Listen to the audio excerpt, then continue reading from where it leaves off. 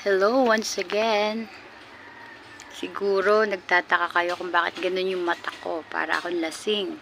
Kasi lasing talaga ako sa puyat.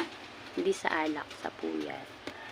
Hindi ako masyado nakakatulog kasi marami akong iniisip. Natanggal pa ako sa trabaho. Papos ko pa.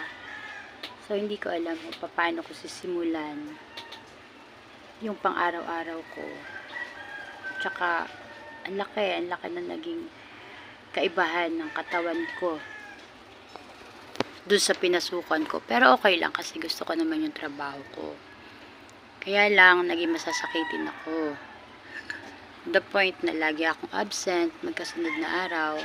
Tapos sabi sa akin, huwag na raw pumasok.